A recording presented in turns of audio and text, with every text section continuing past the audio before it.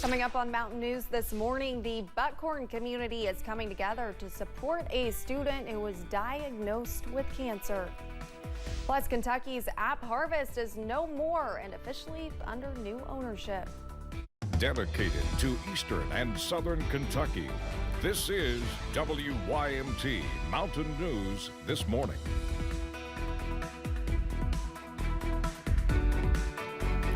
Good morning, I'm Olivia Calfee. The time is 6 o'clock on October 4th. Now let's check in with Chief Forecaster Brandon Robinson for a look at your forecast this morning. Another beautiful day ahead. I'm going to enjoy it while I can, because at this point I'm really wondering, are we actually going to get any of this warm weather back? Well, here's the thing. I will say this, not to go too far into the future. There is a little bit of a trend back toward the warm late next week. Let's put it I that just way. like to meet, I'm happy with a solid 70. Listen, same. 70. Sunny 75. I'll take it all year round, except maybe a good snow at Christmas. Yeah, give me that. There you go. All right, let's get into the forecast today. We are going to see a little bit of patchy fog out there this morning. Jenkins, US 119, US 23, going up the hill into southwest Virginia. No major issues over that way. Temperatures generally warmer today, 51 in Clintwood to 63 in Moorhead. That's kind of a range. The 60s kind of clustered, most part in the eastern counties there. Pikeville, Prestonsburg, Logan, Jackson, and Moorhead. Again, in the 60s this morning, and then of course the outlier Monticello out to the west at 62. Also 60 Paducah, Clarksville, 63 Owensboro, Lexington 2, 65 the hot spot there in Louisville, 61 in Knoxville, 58 across the river in Cincinnati, and 56 in Charleston, West Virginia, and the Tri-Cities of Virginia and Tennessee. All right, some fog this morning, sunshine for a while, then a few clouds start to build in. One more nice day that's completely dry. Tomorrow, that could change just a little bit. I'll have more on that coming up in a few minutes. Olivia? Thank you, Brandon. The search for a man deputies say tried to kill a 73-year-old woman is over. The Laurel County Sheriff's Office issued an arrest warrant for 38-year-old Richard Johnson, charging him with attempted murder. We learned last night that he is now in custody.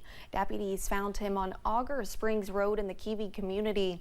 Deputies say the 73-year-old victim was found with multiple stab wounds. She was flown to UK Hospital in critical condition. The Sheriff's Office says Johnson is an ex-boyfriend of a family member of the victim. Kentucky Utilities is warning customers about a new scam. The company says people are going door to door pretending to install solar panels with KU. They promise to provide free energy if you sign up. KU says there are legitimate solar installers in our area, but they are not affiliated with KU. Most customers calling about these scams are from Louisville, but KU warns it could happen anywhere. We've had a number of calls that are reporting that there are these door-to-door solar installers that are claiming to work for us. Kentucky Utilities serves 77 counties, and there are scammers in every county.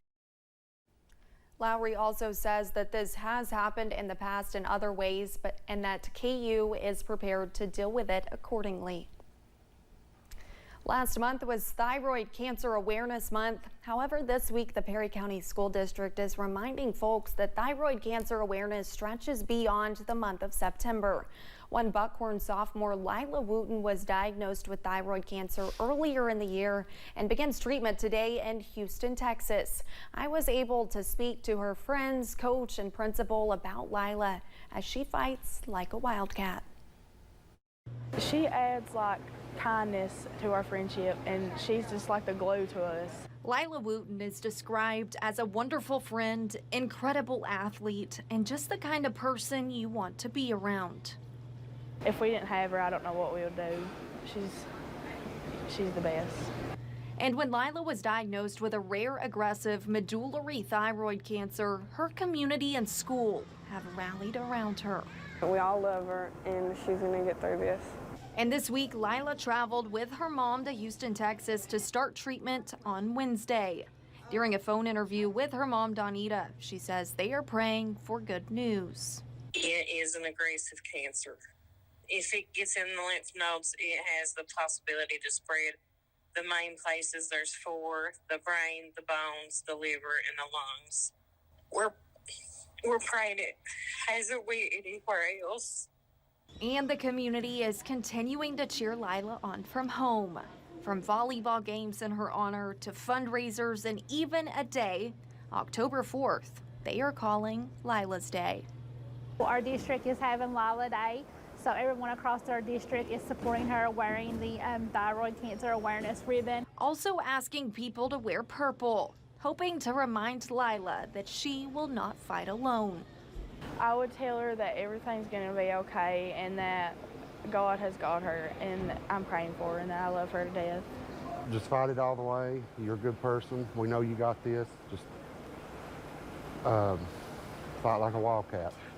And as her mom explains, She's been pretty strong through it all, and she knows God's got her and he'll get her through it. Lila is being treated at the Anderson Cancer Center in Houston, Texas. Her first day of treatment is today.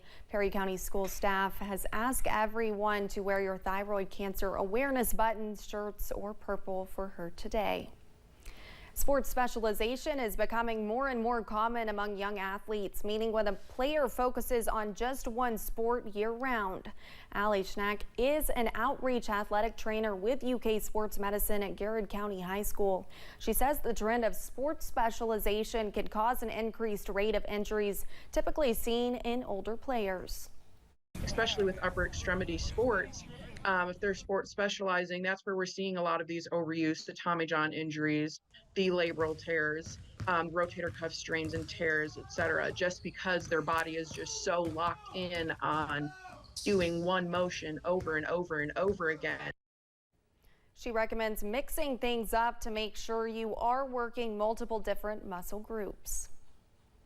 App Harvest is officially no more after filing for bankruptcy. The company's 4 farms are all officially under new ownership, and some county leaders say so far they surprisingly have not felt many negative effects from the sale. Grayson Passmore has more from Rowan County. It was heralded as the future of food. Now you're going to see farms that you operate with an iPhone and iPad. During this media tour in 2021, App Harvest founder and former CEO Jonathan Webb said he hoped to build 12 facilities, like this 60-acre greenhouse in Moorhead, by 2025. But 2 years and 4 indoor farms later, the agritech business filed for Chapter 11 bankruptcy.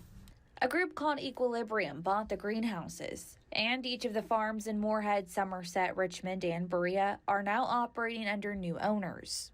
And they have contracted with Mastinardi, which is a group that does farms. So they've contracted with them to run the farm operation. And from the county standpoint, we really hadn't seen anything. Rowan County Judge Executive Harry Clark says the transition between owners has actually been as seamless and easy as they could have hoped for. I talked to the farm manager, one of the managers here just a few days ago, and they've replanted everything. All the greenhouses are replanted. Ours is replanted here. Clark says this operation alone brings in $1 million in tax revenue to the county each year. While Webb and other administrative employees were terminated, Clark says as far as he knows, the 270 greenhouse workers will keep their jobs here. And we show growth every year. We're projected to grow over the next 20 to 25 years. So, you know, this is just another piece for us to continue to grow, attract people, attract other businesses in. And Clark hopes keeping one of the country's largest greenhouses right here in Rowan County is just the way to do that. In Moorhead, Grayson Passmore, WKYT.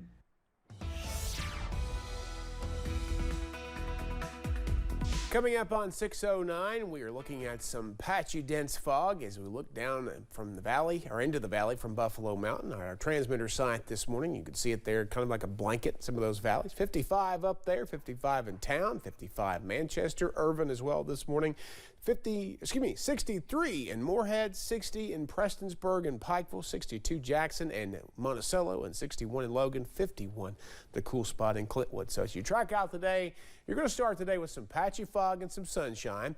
Then you're going to see mostly sunny skies for much of the day, partly cloudy skies to wrap up the day, but temperatures ending up in the mid-80s. And we'll see another dry day on tap for us before that trend may come to an end as early as tomorrow night. Olivia? Thank you, Brandon, and thanks for joining Mountain News this morning. More news is on the way. Coming up, we'll have more on a shooting that happened late last night in Baltimore that injured 5 people.